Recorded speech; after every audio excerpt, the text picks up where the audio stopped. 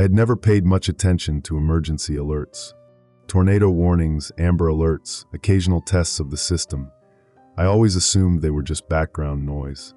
But that night, as I sat in the dim glow of my security desk at the Black Ridge Observatory, I learned how wrong I was. It started at 1:13 a.m. A shrill, blaring tone erupted from my phone, making me jump.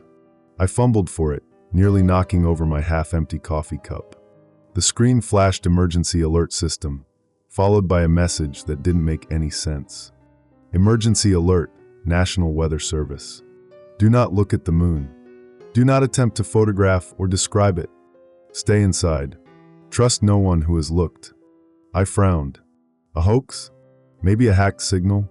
Government agencies didn't just send cryptic messages in the middle of the night. At least, I didn't think they did. I checked the facility monitors, scanning for any sign of unusual activity. Nothing.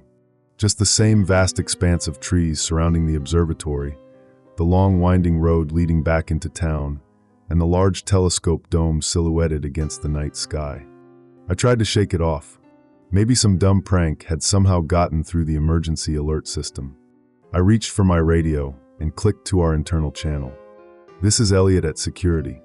Anyone else get that weird alert? Silence. I checked the cameras again. The observatory was small, but it wasn't empty. Dr. Vanessa Holt and a few other researchers were still here, running late-night observations. The telescope had been tracking something all week, a celestial anomaly near the moon, or so I'd overheard. A new notification popped up on my phone. Another alert.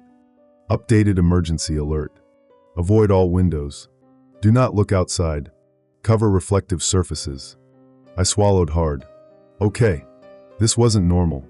My gut told me to call someone, but I hesitated. Who the hell was I supposed to call? The cops? What would I even say?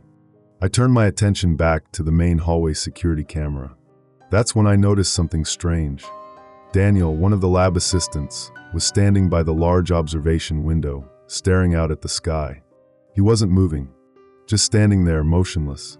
His posture was unnaturally stiff, like a mannequin propped up against the glass. A cold knot formed in my stomach. I switched cameras. The next hallway over, same thing. Another researcher, a woman whose name I didn't know, was also standing completely still, facing the windows. A flicker of motion in the reflection caught my eye. I squinted at the grainy footage, trying to make out the details. Something was moving behind the glass. The feed glitched, just for a split second. When it stabilized, Daniel was facing the camera now. His lips were moving, but there was no audio. A tap on the glass. I whipped around, heart hammering. The observation deck window was just a few feet from my security desk. Someone had knocked from the other side. A sinking dread filled me as I realized what that meant. Slowly, I stood up and reached for the blind cord, ready to pull the thick curtains closed. But before I could, my radio crackled to life. Elliot? The voice was hushed, urgent. Dr. Holt. I grabbed the receiver. I'm here. Where are you right now? I hesitated. Security office. What's going on? There was a pause. A faint sound in the background, static. No whispering. Then she said something that sent ice through my veins. Do not look outside. Do not describe what you see. And whatever you do, do not listen to them. Them? I clenched my jaw. Dr. Holt, what the hell is happening? Another pause. This one longer. I need you to come to Lab 2, she finally said. Now. I hesitated. Something felt wrong. The whole situation was spiraling into something I didn't understand. The emergency alert. The silent researchers by the windows. The thing in the security feed. Still, sitting here alone wasn't doing me any favors. I took my flashlight, grabbed my baton, not that it would help against whatever the hell this was, and opened the door. The hallway was dimly lit, the emergency bulbs casting long, unnatural shadows along the white walls. The air felt wrong. Heavy. A soft sound made my skin crawl. A hum. Not from the ventilation system. Not from the power lines. This was something else. Something alive. I turned the corner and froze. Daniel was there. Standing in the hallway, directly between me and Lab 2. His head was tilted slightly, eyes unfocused. His mouth moved, whispering something under his breath. I took a cautious step forward. "Daniel." He stopped whispering. The silence was worse. Then he smiled. I don't know why, but something about that smile was completely, utterly wrong. It wasn't friendly, wasn't comforting. It was too wide, too empty. Like he was just copying an expression rather than feeling it. I gripped my flashlight tighter. "Hey man, you all right?" His head twitched. The smile didn't fade. Then he said something that made my blood run cold. "Do you hear it humming?" I took a step back. "What? Why do we pretend it's not watching?" I couldn't move. I couldn't breathe. Something flickered in his eyes, like a reflection, but not from the lights. It was like he had another sky inside of him. And in that moment, I realized something terrifying. Daniel hadn't blinked once. Then all at once, he lunged forward. I barely managed to stumble backward, slamming my shoulder against the wall as his hand shot out, grasping at nothing. He wasn't attacking me. He was reaching for the ceiling. His fingers twisted unnaturally, as if trying to grip something that wasn't there. Then he whispered, almost giddy, "It's looking back." The emergency lights flickered, casting erratic shadows along the walls. Then Daniel stopped moving altogether. Just froze like a puppet with its strings cut. My heart pounded. I backed away. I didn't care where I was going anymore. I just had to get away. I turned and sprinted down the hall toward Lab 2, Dr. Holt's last known location. Behind me, I heard the sound of bare feet on tile. And somewhere in the distance, outside the building, I swore I heard something tap against the glass again. I sprinted down the dim hallway, my breath ragged and uneven. Behind me, Daniel's bare footsteps slapped against the tile, steady, deliberate, too calm for someone who had just lunged at me. I didn't look back. Lab 2 was just ahead. A reinforced door with a keycard scanner was the only thing separating me from whatever Dr. Holt knew. I reached for my badge, but my hands were shaking so badly I almost dropped it. I could hear Daniel's voice now, soft and lilting. "Elliot, why do we pretend?" My stomach twisted into knots. I swiped my badge. The scanner blinked red. "Access denied." I swiped again. Red. Shit. Behind me, the footsteps stopped.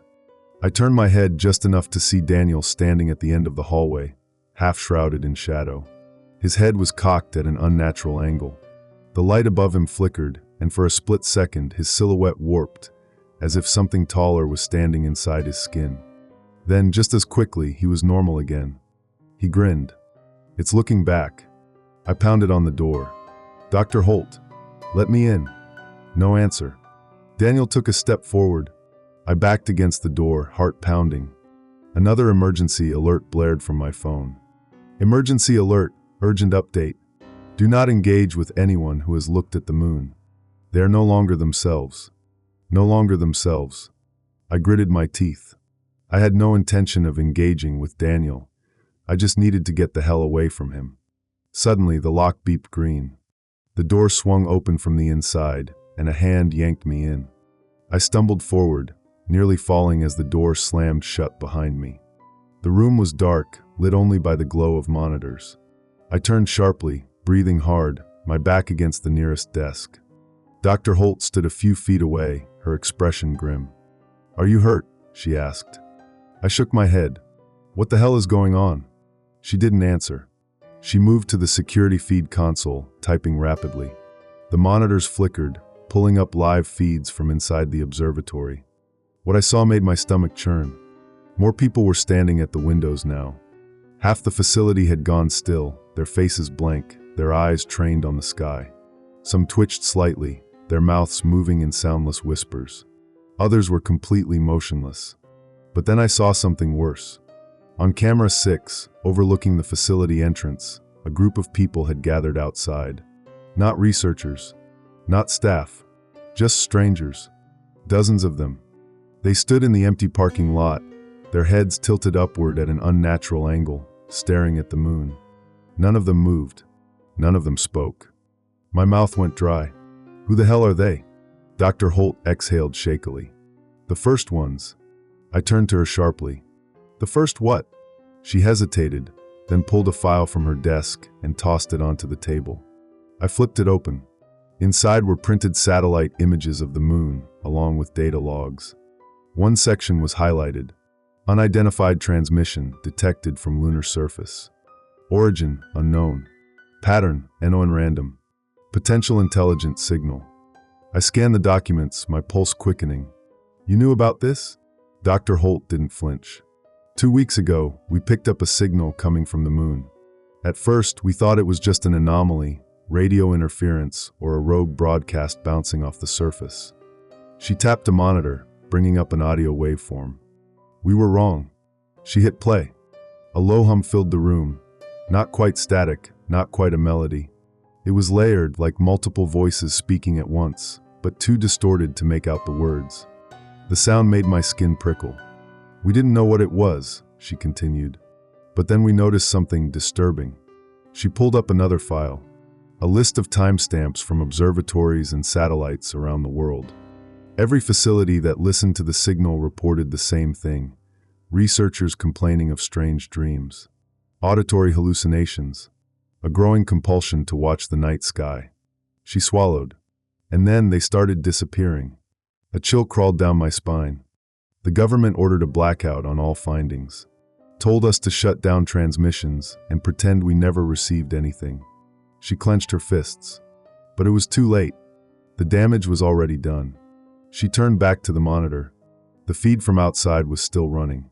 The people in the parking lot had moved closer to the entrance. And then, without warning, they all turned at once. Not just their heads. Their entire bodies twisted, jerking violently to face the camera. The screen glitched. For a split second, I thought I saw something else standing behind them. Something huge, its form indistinct, shifting in and out of focus. I recoiled. What the hell is that? Dr. Holt didn't answer. The emergency lights flickered again. Outside the lab, I heard a new sound. A soft tapping on the walls. My pulse thundered. Tell me we're safe in here. Dr. Holt didn't move. Her fingers dug into the edge of the desk. Then, in a near whisper, she said, I don't know. A loud bang cut through the air. Something slammed against the door. I tensed. Another bang. Then a voice. Not Daniel's. Not anyone I knew. It was too smooth, too perfect, like a recording played just slightly too slow. Come outside. My blood turned to ice. The moon is beautiful tonight. Come outside. The voice was wrong. Flat. Hollow.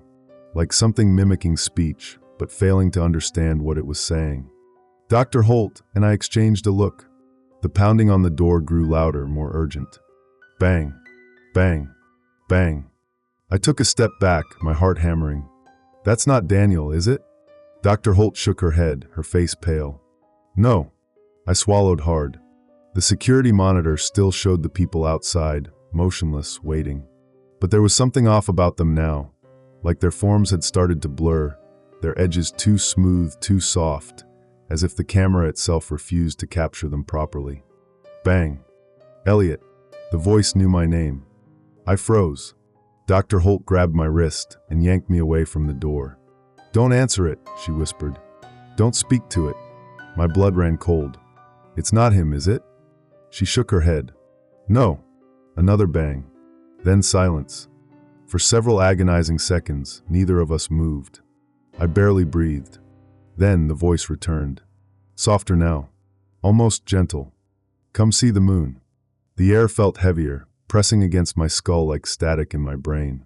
The emergency alerts on my phone had warned me to trust no one who had looked at the moon, and I was starting to understand why. I didn't dare move.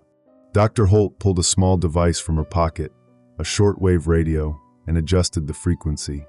Static crackled through the speaker. Then beneath the noise I heard it. A hum. Not just sound, but something deeper, something that made my teeth ache and my skin prickle. It wasn't random. It had a pattern, a pulse, a rhythm that felt like it was listening back. Dr. Holt's hand clenched around the radio. Her knuckles were white. She looked at me, voice barely above a whisper. It's getting stronger. The temperature in the room dropped. I didn't have time to process what she meant before. A deep, groaning noise rumbled through the walls. Not from the door. Not from the floors. From above. I looked at Dr. Holt in alarm. What was that? She didn't answer. She was staring up at the ceiling, her expression tight, her breath coming in short, controlled bursts. I followed her gaze. Something was moving up there. It wasn't footsteps. It wasn't pipes shifting. It was slow, deliberate movement, a deep, resonant weight shifting across the roof of the observatory. Like something massive was dragging itself along the building. I could hear it breathing. Bang. The sound came from above us this time. The ceiling bulged inward slightly, as if something was pressing down from the outside. A cold, creeping horror settled into my bones. I turned to Dr. Holt. How many people here looked at it? She hesitated. Then, too many. I exhaled shakily, rubbing my temple. Okay. What do we do? What's the plan? She didn't answer right away. Instead, she moved to the control panel, typing furiously. The main observatory screen flickered to life, showing data logs, satellite feeds, and spectrographs of something enormous near the moon. A structure. No, not a structure. A shape. My skin prickled as I stared at the grainy images. It was hard to focus on, like my brain refused to process the full scope of what I was seeing. I squinted. That's not. Dr. Holt cut me off. We need to get out of here. A sharp crack split through the air. I spun toward the door. A thin sliver of light was visible along the frame. Not hallway light. Moonlight. My stomach dropped. The windows. Dr. Holt was already moving. We have to go. The door creaked slightly. The handle twisted. Whoever, whatever, was on the other side was no longer knocking. It was letting itself in. We ran. Dr. Holt pulled me through a side door, leading us into a maintenance tunnel beneath the observatory. The air was damp, the narrow hallway lit only by flickering emergency lights. Our footsteps echoed. Behind us, the door to Lab 2 burst open. I heard footsteps following. Not just one pair. Many. Dr. Holt killed the lights on the shortwave radio and grabbed my wrist. Don't make a sound. I pressed my back against the wall, barely daring to breathe. The footsteps stopped. For a long, agonizing moment, there was silence. Then a whisper. They're watching. The hairs on my neck stood on end. It wasn't coming from behind us. It was coming from right beside me. I turned my head ever so slightly and nearly screamed. Daniel was standing in the tunnel, inches from my face. I hadn't even heard him approach.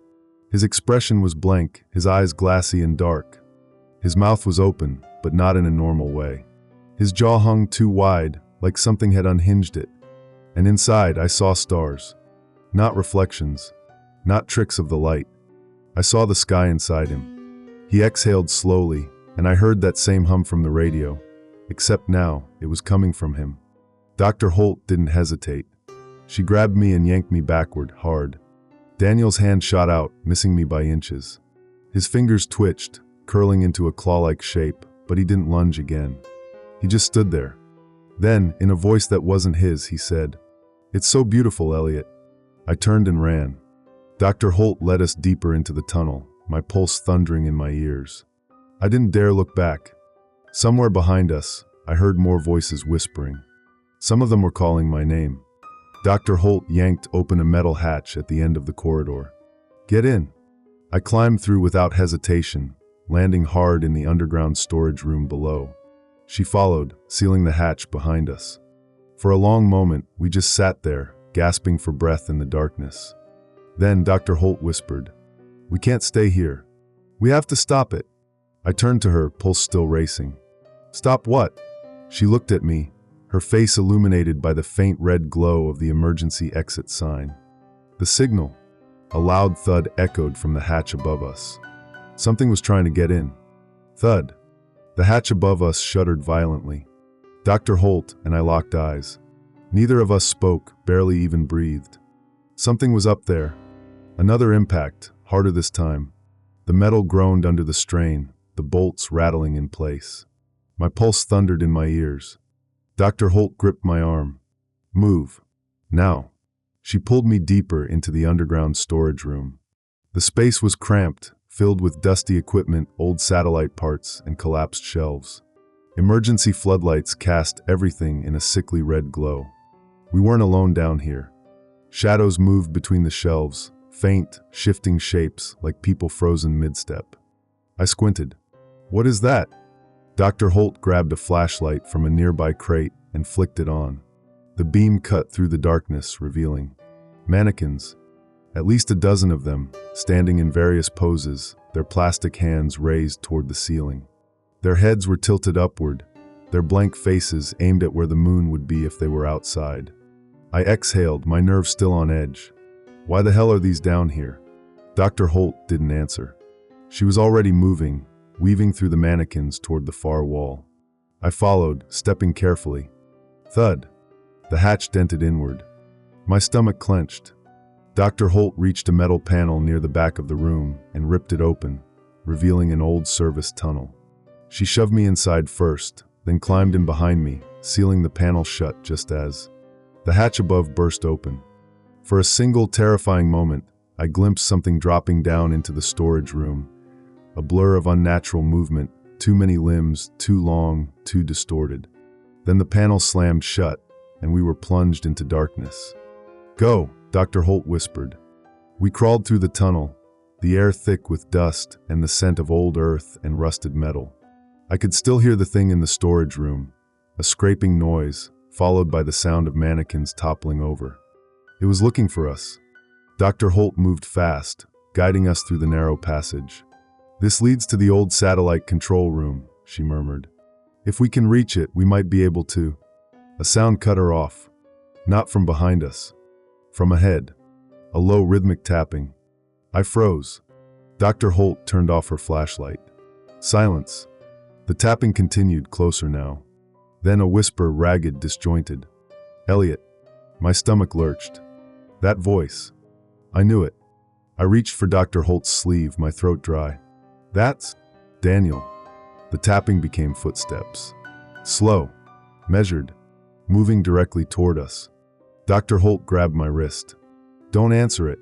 I barely had time to process before she pulled me into a side crawl space, pressing her back against the wall. I followed her lead, staying completely still. The tunnel was narrow. No room to run if something saw us. Daniel's voice drifted through the darkness. You're hiding. I clenched my jaw, forcing myself not to react. His footsteps stopped inches from where we sat hidden in the crawl space. Then a breath. Slow.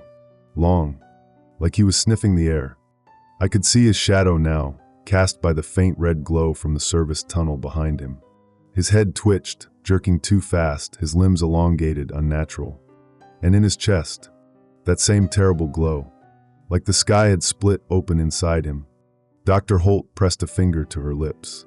I barely nodded. For a moment, there was only silence. Then Daniel took another step forward, moving past us, continuing down the tunnel. I didn't breathe until his footsteps faded into the distance. Dr. Holt exhaled softly. We need to move. Now. We crawled through the passage as quickly and quietly as possible, finally emerging into the satellite control room. The place was a wreck. Papers were scattered across the floor, some monitors were still flickering, and a chair had been knocked over. But the equipment still worked. Dr. Holt rushed to one of the consoles, booting up the system. I glanced at the screens. Most were filled with distorted images of the moon. Others showed corrupted data logs, repeating the same phrase. It sees you. I swallowed hard. What exactly are we doing? Dr. Holt's fingers flew across the keyboard. Shutting it out. The system beeped in protest. A warning flashed across the screen. Remote signal locked. Override required. Dr. Holt muttered a curse. They don't want us interfering. I stiffened. Who's they? She hesitated. Then, not people. The room felt colder. She turned to me. That signal we picked up, the one from the moon, it's not just a transmission. It's a frequency, a pattern, and it's doing something to people, changing them. I thought of Daniel's warped face, the whispering, the thing moving above the observatory. She continued, the only way to stop it is to jam the frequency. Disrupt the transmission before it spreads too far. I nodded. Okay, how do we do that? She pointed to the satellite uplink controls. We send out an inverse signal, a counterwave strong enough to block whatever's coming from the moon. I moved to the controls, heart racing. "Tell me what to do." She was about to respond when the speakers crackled. A new voice filled the room. Not Daniel. Not anyone from the facility. Something else. It spoke in fragments, broken and disjointed, yet somehow intentional. "You do not understand. It is not leaving. It is already here." A sudden weight pressed against the room. Like the air had thickened. Dr. Holt gritted her teeth. "Ignore it." She typed faster, inputting final commands. "When I tell you, hit that switch." I hovered over the control panel, sweat slicking my palms. The voice continued. "The moon is not the signal. The moon is the key." Dr. Holt didn't falter. "Now." I slammed the switch. The screens flashed white. The speakers let out a piercing shriek, followed by a low, guttural hum that rattled my skull. Then, everything went dark. Darkness. For a moment, I thought I had lost consciousness. The power had cut out completely, plunging us into a deep, suffocating void. I couldn't even see my own hands in front of me. The only sound was my own ragged breathing. Then, the ringing started. Not in my ears. In my head. A deep, vibrating hum that pulsed through my skull like a migraine made of sound. A presence pushing against my thoughts. I clenched my teeth, forcing myself to focus. "Dr. Holt?" No response. I reached out blindly in the darkness, my fingers brushing against her shoulder. She was trembling. Then, she gasped sharply, like she had just surfaced from deep underwater. The emergency floodlights flickered back on. A sickly red glow returned to the satellite control room. Dr. Holt staggered back from the console, clutching her head. Her face was ashen, beads of sweat rolling down her temples. She looked at me, really looked at me. "Did it work?" I asked, my voice hoarse. She didn't answer. Her eyes flicked toward the monitors. I turned to look. They were dead. Every screen was black, save for a single blinking prompt. "Signal lost." I let out a shaky breath. "We cut it off." Dr. Holt swallowed hard, still gripping the edge of the console like she might collapse. "Maybe." Something about the way she said it made my stomach twist. She reached for the shortwave radio clipped to her belt and flipped it on. Static hissed through the speaker, but nothing else. No voices. No signal. For the first time since the alerts began, the frequency was silent. I exhaled in relief. "That's good, right? That means..." The lights flickered again. Dr. Holt's gaze snapped to the door leading back to the tunnels. Something was wrong. The air in the room felt thicker, heavier, like we had stepped into a pressure chamber. Then the radio let out a small, sharp click. And a voice, not the ones from before, not the distorted whispers, a new voice came through. Calm. Cold. Detached. "Who told you to turn it off?" My blood ran cold. Dr. Holt's hand tightened around the radio. "Who is this?" No response. Just faint breathing on the other end. Then, the entire room shook. A deep, rumbling vibration rolled through the floor, knocking over a stack of equipment. The red floodlights flashed, as if something enormous had just passed overhead. Dr. Holt grabbed my arm. "We need to leave. Now." I didn't argue. We ran. The corridors felt different now, as if the walls were narrowing, the air pressing in around us. As we moved through the facility, I noticed something horrifying. The layout had changed. Hallways that should have led to the stairwell now led to dead ends. Doors that had been opened before were now sealed shut. It was like the building wasn't the same place anymore. Dr. Holt cursed under her breath. No, this isn't right." I tried the door to the main access hall. Locked. Another rumble shook the structure. I turned to Dr. Holt, my heart hammering. "What's happening?" She didn't answer. Her face was pale, her breathing shallow. She was staring past me, at something behind me. Slowly I turned, and my stomach dropped. The ceiling had cracked open. Not like a structural collapse, not like an explosion. It was a perfectly circular opening. And through it I saw, not the sky, not the moon. I saw something looking in. It wasn't a face. It wasn't a body. It was a presence. A vast, unknowable presence. And I knew, without understanding how, that it had noticed me. I couldn't move. I couldn't breathe. The hum returned, pressing into my skull. Soft at first, then rising. Dr. Holt grabbed me, shaking me hard. "Don't listen to it," I gasped, snapping back to myself. The pressure relented, just slightly. She pulled me down the hall, forcing my legs to move. "We have to get outside." I nearly tripped as we turned a corner. "Outside? Are you insane?" She looked at me, eyes wild with fear. "If we stay in here, it will keep bending the space. We'll be trapped." I swallowed hard, trying not to think about the impossible shifting hallways. She was right. We ran through the last corridor, reaching the emergency exit. Dr. Holt slammed the button. The metal doors groaned as they unlocked. Then, the fire alarms blared. Not the emergency broadcast sirens. The real alarms. Dr. Holt's face twisted in confusion. Then we saw it. People, staggering through the corridors toward us. Some I recognized. Scientists. Security personnel. Others were wrong. Their heads were tilted at unnatural angles. Their bodies moved like puppets. And their eyes. No, not eyes. Windows. Through them, I could see the sky. The stars. The impossible abyss. One of them, a woman in a torn lab coat, opened her mouth. A voice spoke through her, but it wasn't hers. "You do not belong here." A deep pressure slammed into my chest. I gasped, stumbling. Dr. Holt didn't hesitate. She grabbed me and shoved me through the exit. The doors slammed shut behind us. I hit the ground, gasping. Dr. Holt was beside me, pulling me to my feet. We were outside. The facility was burning. Orange flames licked the sky, but there was no heat. No sound. It was silent. And above us, the moon was gone. I stared in horror. The stars remained. But the moon, where it should have been, was a gaping void. A hole in the night. Dr. Holt exhaled shakily. "We stopped the signal." I swallowed hard. "Then why does it feel like something is still watching?" She didn't answer. Because she knew the truth.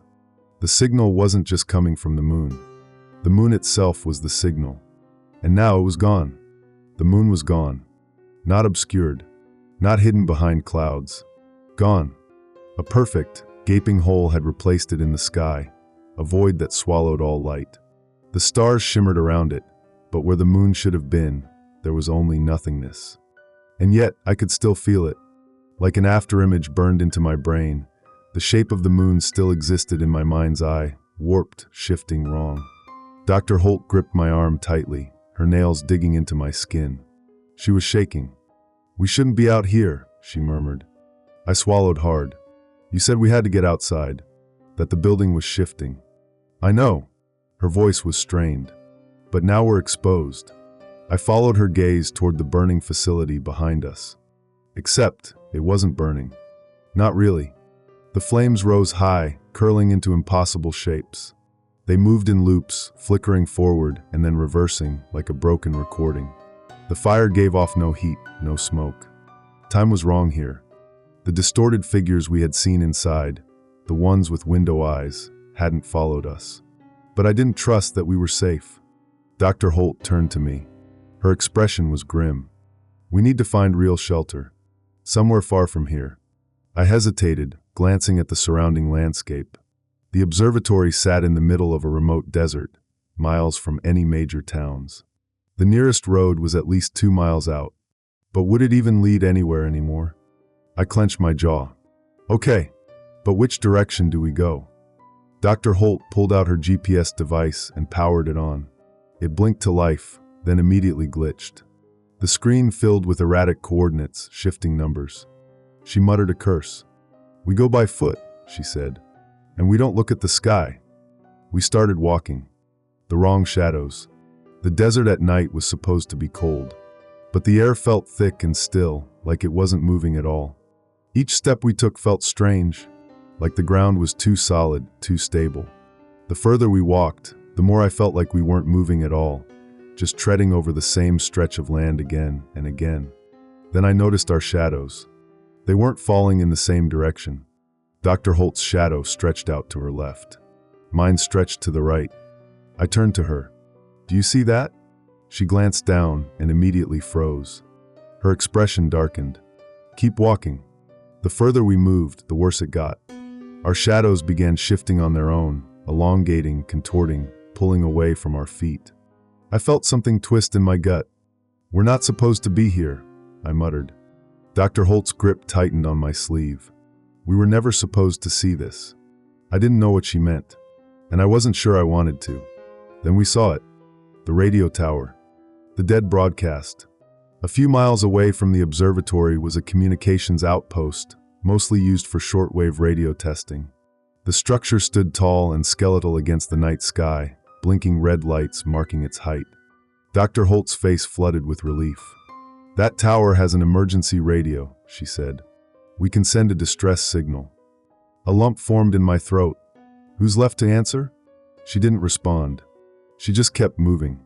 As we got closer, I noticed something wrong. The blinking red lights on the tower, they weren't steady. They were flickering, stuttering in and out of sync. Like Morse code. Like a message. I squinted up at them, trying to make sense of the pattern. Then, the words seemed to form in my mind. "Do not transmit. It will hear you." A shiver crawled down my spine. Dr. Holt was already heading toward the small control building at the tower's base. I ran after her. The door was open. Inside, the place was a mess. Papers covered the floor. The radio equipment had been smashed apart, wires hanging from the ceiling like severed veins. The emergency console, the one designed to send distress signals, was intact, but the screen flashed with error messages. Dr. Holt swore under her breath. I stepped carefully through the wreckage, my boots crunching over broken glass. Someone didn't want anyone sending signals out. Dr. Holt nodded grimly. Or they didn't want anyone answering. I moved toward the main console and tried the radio. A burst of static greeted me, but beneath it, I could hear something else. A low, rhythmic breathing. I stiffened. Dr. Holt grabbed another headset and listened. Her face drained of color. Then, a voice. Faint, garbled, but unmistakably human. "Is anyone out there?" Dr. Holt immediately responded. "Who is this?" Silence. Then the voice came back. "They see you." A sharp click cut the transmission. Then, the power in the tower cut out completely. The red warning lights blinked off. The radio console went dark.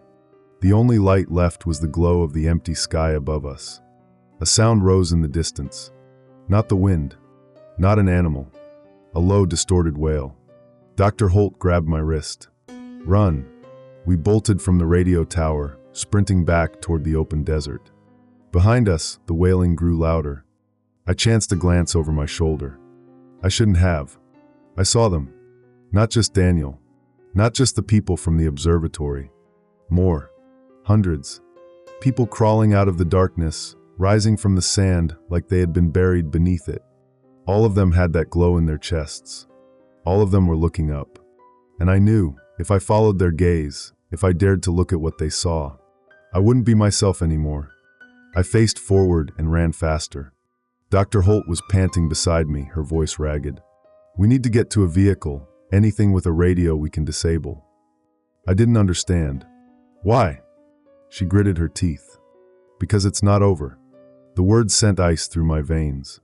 I wanted to believe we had stopped it, that cutting the signal had saved us. But the truth was so much worse. The moon was gone. And now, something else had taken its place. We ran. The shifting figures behind us moved like distorted echoes, flickering in and out of the dark, as if they weren't fully in our world yet. Their glowing chests pulsed with a strange, syncopated rhythm, a signal, a frequency, something being transmitted through them. I refused to look at their faces. I knew what I would see. Dr. Holt was panting hard, her breath ragged. The desert stretched wide in front of us, barren, endless. There was no clear direction, no landmarks to guide us except for the faint silhouette of the abandoned highway in the distance. We had one goal now: find a vehicle and get the hell out of here. The sky above us was wrong. No clouds, no color, no moon. Just a perfect black hole where it should have been, an absence so profound that it made my head throb just thinking about it. I stole a glance at Dr. Holt. She looked just as shaken as I felt, but she knew more than she was saying. The way she had reacted back in the observatory, the things she had said, The urgency in her voice when she told me we weren't supposed to be here. I needed answers. But first, we had to survive the night. The empty car. The highway was a cracked, lifeless stretch of asphalt cutting through the desert. No headlights. No signs of traffic. Nothing. Then, a car. A single, abandoned SUV, sitting on the side of the road with its driver's door open. Dr. Holt veered toward it, yanking me along. The closer we got, the worse the feeling in my gut became. It looked too clean. No dust. No rust. No signs of decay. Like it had been placed there deliberately. Dr. Holt reached the open door first. She leaned inside, fingers fumbling with the keys. I hovered at the edge of the road, glancing behind us. The figures in the desert were still standing there, unmoving. Watching. I turned back to the car, and I realized there was no driver. The front seat was empty, but the radio was on. Faint static hissed from the speakers. Dr. Holt cursed. The keys are here, but the battery's dead. I barely heard her. I was staring at the passenger seat. Something was there. Not a body. Not blood. Just a single piece of paper, placed neatly where someone should have been sitting. I swallowed hard and reached for it. Dr. Holt was still frantically trying to start the engine when I turned the page over. There were 5 words scrawled across it, written in shaking black ink. The moon can still see. My stomach dropped. The static on the radio shifted. Dr. Holt stopped moving. We both turned toward the dashboard, and a voice, soft, mechanical, almost familiar, spoke through the static. You did not listen. I felt the air around me compress, like the atmosphere itself was reacting. Dr. Holt's face twisted in panic. Get out. Now. I barely had time to move before the radio exploded. Glass and plastic showered the inside of the car, the sound warping, distorting into something not meant for human ears. The SUV rocked violently, its frame twisting inward like it was being crushed from the inside. Dr. Holt grabbed me and yanked me backward. I barely had time to react before the entire vehicle caved in on itself. Not like an implosion, not like an explosion, like it was being erased. The metal crumpled inward, the glass vanished, the structure folded down to nothing. And then it was gone. No wreckage, no debris, just an empty patch of road. Dr. Holt's chest heaved. It's not just transmitting. It's still here. I swallowed back a wave of nausea. What the hell does that mean? She looked up at the sky, and she finally told me the truth. The blind eye. The moon was never a satellite, she said. My breath hitched. What? She turned to me, her eyes dark, sunken with exhaustion. It was never a lifeless rock. It was never just a dead celestial body. My pulse hammered. You're saying? I'm saying the signal wasn't coming from it because the moon was the signal. Her hands were trembling. And now that we cut the transmission, something else is looking. A deep humming noise vibrated in the distance. Dr. Holt grabbed my wrist. We need to move. I followed her. I didn't know where we were going. There was nowhere to go. But standing still felt like inviting something in. As we ran, I thought about what she had said. The moon was never a lifeless rock. The signal was never artificial. And now, something else had noticed us. I looked up at the sky. I couldn't help it. The void where the moon had been seemed larger now.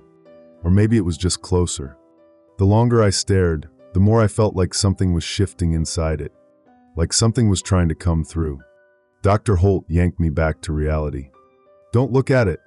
I snapped my head away, gasping. My mind ached, like something had just been forcibly pulled away from it. She was right. We were never supposed to see this. We ran down the empty road, past the place where the SUV had disappeared. The night around us felt thick, suffocating. The static in the air had returned, low, pulsing, alive. The moon was gone. The signal was cut. But whatever had taken its place wasn't done with us yet. And I knew deep in my gut, it was only getting closer. The desert stretched endlessly before us, a lifeless, empty road leading nowhere. The void in the sky pulsed like an open wound, an absence that felt aware of us. We kept moving. We had to. The figures in the desert had stopped following us, but that didn't make me feel any safer. Their glowing chests were still visible in the distance, flickering like a radio tower broadcasting a message I didn't want to understand. I wanted to believe we were getting further away from them, but it felt like the desert itself wasn't letting us leave. The lights in the distance. Dr. Holt's breathing was ragged. I could hear the exhaustion in her voice. "We need shelter," she muttered. "Somewhere enclosed. Somewhere we can shut out the transmission." I scanned the dark horizon. There was nothing, just miles of sand and rock stretching endlessly beneath a sky that had forgotten its own shape. Then, a light. Faint, flickering, barely visible against the void. But it was there. Dr. Holt saw it too. Without hesitation, we turned toward it. The desert was uneven, the terrain shifting beneath our feet, but we pushed forward. The light in the distance didn't move, didn't waver, it waited for us. The closer we got, the more I realized what it was. A gas station. The last place on Earth. It stood alone on the side of the road, like something abandoned at the edge of the world. A single neon sign buzzed faintly above the entrance, half the letters burned out. From a distance, it looked normal. But I didn't trust anything anymore. Dr. Holt hesitated at the door, glancing at me. I could see the hesitation in her eyes. The same thought ran through both our heads. Who left the lights on? She took a deep breath and pushed the door open. A small bell jingled. The sound sent a sharp spike of wrongness through my skull. The inside of the gas station was still. Empty aisles. Unmanned counter. No customers. No employees. But the radio was playing. Soft, warbling static. It didn't sound like music. It sounded like something pretending to be music. Dr. Holt was already moving toward the back of the store, checking for supplies. I stayed near the entrance, my eyes fixed on the radio. The static shifted. A voice emerged. Faint, garbled. "You're not supposed to be here." My blood ran cold. Dr. Holt's head snapped toward me. She had heard it too. The voice continued. "There's no one left. You need to stop listening." A loud click. The radio cut out. Silence filled the room. I turned slowly toward Dr. Holt. Her face was pale. Then, a soft tap, tap, tap from the front window. My heart seized. I forced myself to turn and saw it. The imitation. A man stood outside the gas station. Or something shaped like a man. His clothes didn't fit right, like they had been put together from scraps of memory. His face was too smooth, too clean, like an unfinished sculpture. But his eyes were windows. Black, empty panes of glass. And behind them, something moved. Tap, tap, tap. His fingers tapped against the glass. Then his mouth opened, far too wide. I froze. His jaw didn't stop opening. It unhinged, peeling back like a door swinging open, revealing nothing inside. No throat. No teeth. Just a hollow space. Something shifted inside it. Something watching. Then a sound. A garbled, distorted voice. "Let us in." I stumbled backward. Dr. Holt grabbed my wrist, her grip like iron. "Don't move." The thing outside twitched. It had heard her. Then, it mimicked. "Don't move." The voice wasn't human. It was a corrupted echo of Dr. Holt's own words. It didn't understand language. It only understood transmission. The window shuddered. The glass warped inward like something was pressing against it. Not breaking it, but bending it like a liquid surface. I grabbed Dr. Holt's arm. "We have to get out of here." She shook her head. "We have to break the signal." The final transmission. The radio clicked back on.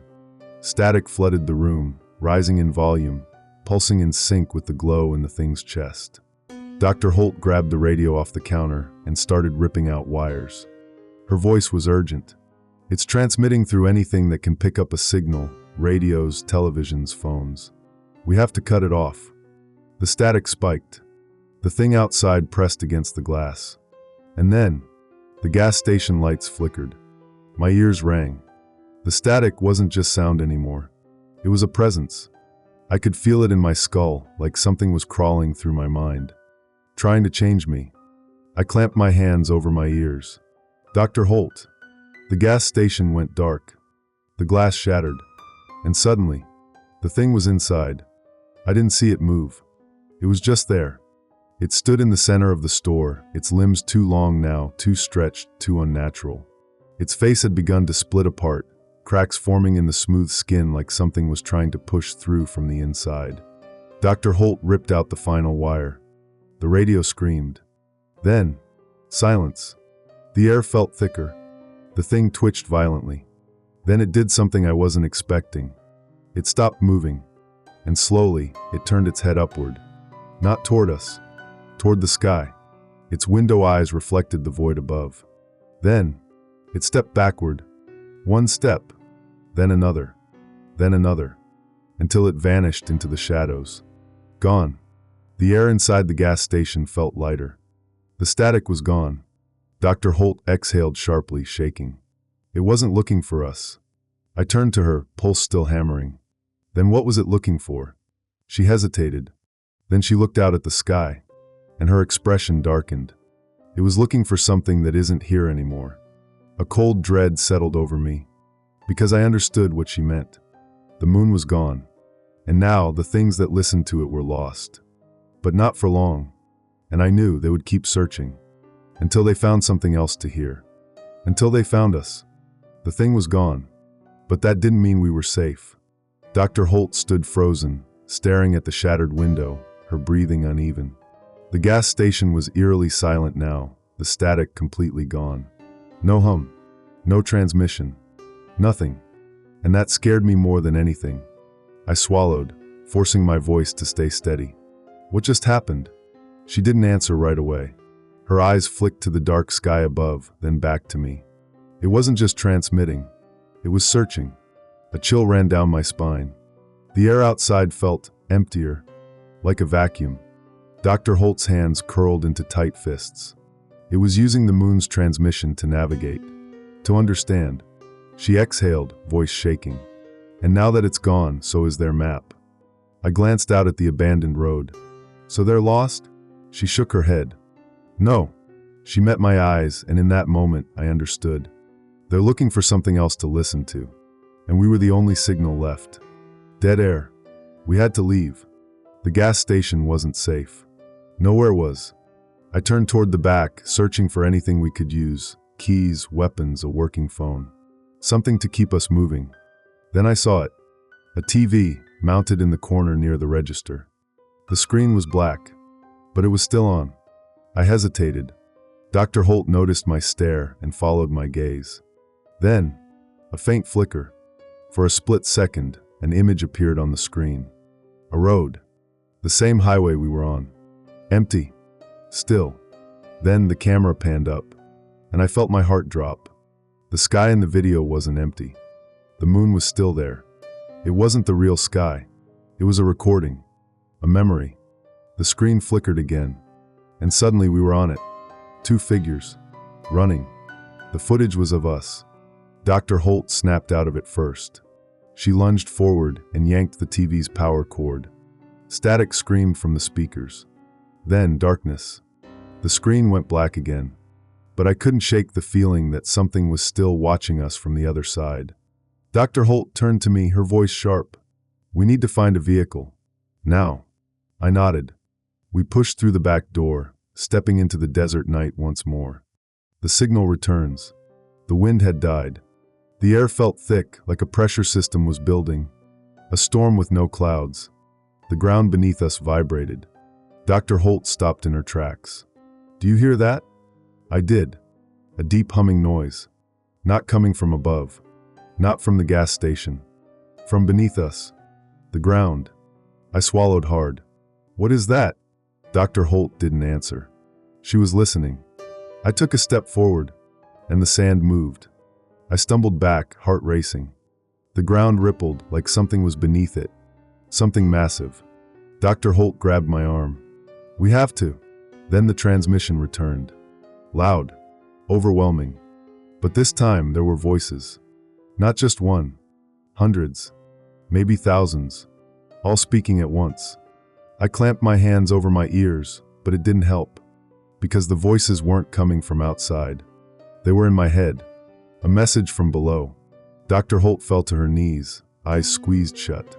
I felt my own vision warping, reality twisting at the edges. The voices spoke in fragments, scattered, disjointed, but I could make out pieces. The moon was never watching. It was listening. The hole must be filled. I pressed my palms against my skull. The voices grew frantic. Find a new signal. Fill the sky. Then, a single clear voice. And this time it wasn't in my head. It came from the radio tower in the distance. A deep, mechanical hum reverberated through the desert. Then, in a voice that sounded too human to be human, "One of you must replace it." My blood went cold. I turned to Dr. Holt. She was staring at me. Her expression was blank. Her eyes unfocused. She had heard it too. And I knew, without her saying a word, she understood exactly what it meant. The exchange. The moon was gone. Its signal was severed. And now, the ones who listened needed something else to take its place. Something else to fill the void. They weren't looking for an object. They were looking for a mind. A consciousness to replace the missing frequency. And it had to be one of us. Dr. Holt's breath was shaky. I shook my head.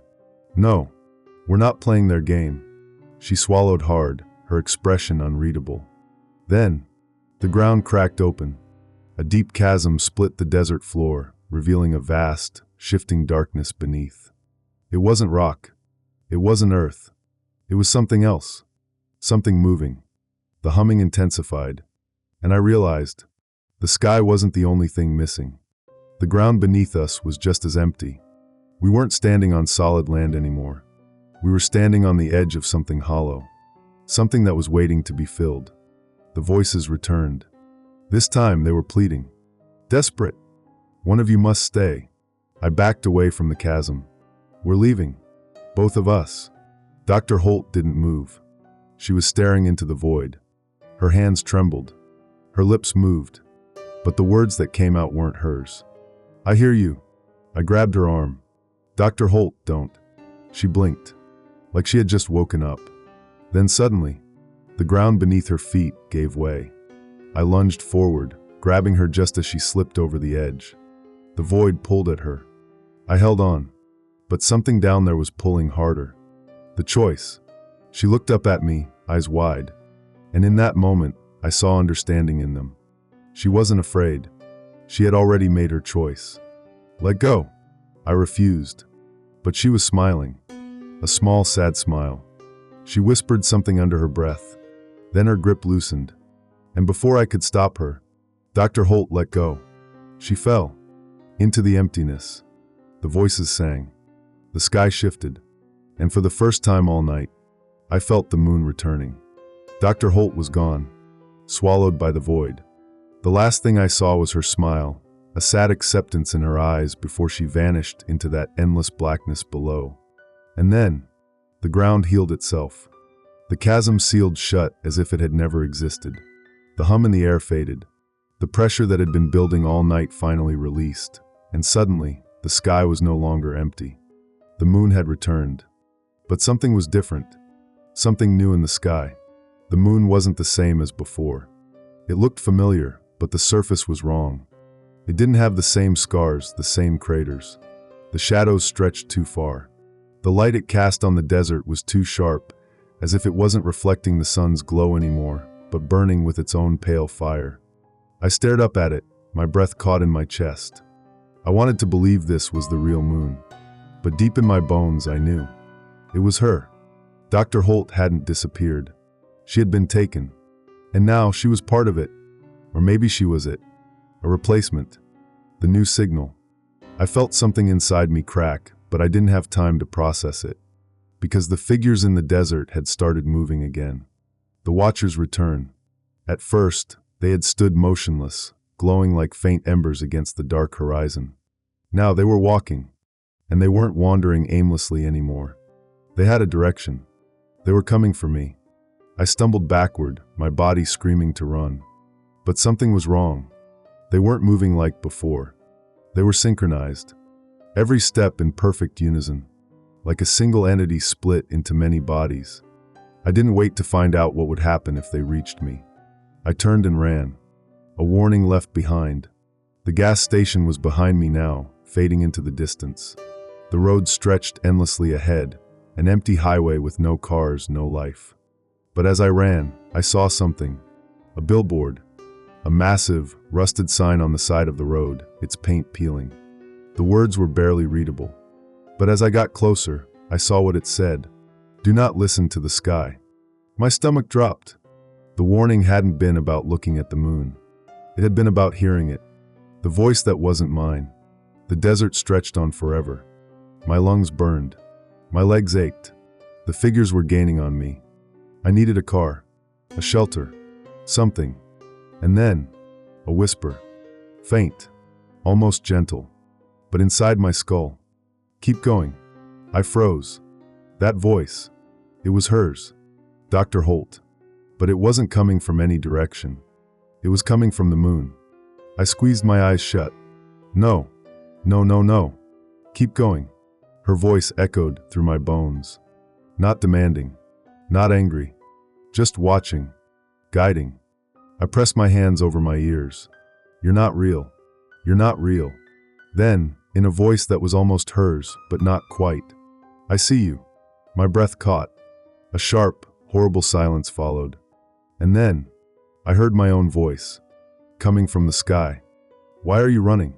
My stomach twisted into knots. That wasn't me. That wasn't me. The moon was learning. It had heard me speak. Now it was using my voice. Becoming me. I didn't realize I was screaming until I collapsed against the guardrail at the edge of the highway, my legs finally giving out. I gasped for breath, staring up at the sky, at the thing that had replaced the moon. And for the first time, I understood. The signal has changed. The original moon had been listening. But this one was speaking. It had started with a whisper. Soon it would learn. Soon it would talk to the world. And no one would be able to tell the difference. I shook my head violently. No, I can't let this happen. I staggered to my feet. I didn't know where I was going. But I had to move. Before the moon learned too much. Before its voice became real. Before no one could tell the difference anymore. The final emergency alert. I don't know how long I ran. The figures never stopped following me. They didn't need to. Because I knew the truth now. And knowing was enough to doom me. Eventually, I saw a building in the distance. An old radio station. A relic from a time when voices were still human. I stumbled inside, locking the door behind me. The equipment was still functional. The red-on-air light flickered. I grabbed the microphone with shaking hands. Took a deep breath. And sent out the final broadcast. Emergency alert. Do not listen to the sky. IT is not the moon. The signal pulsed outward, into the world, into whoever was still listening. But deep down I knew. It wouldn't matter. The moon was still learning. And soon, its voice would be indistinguishable from our own. And when that happened, no one would question it. No one would resist. Because when the moon spoke, everyone would listen. And they would never stop.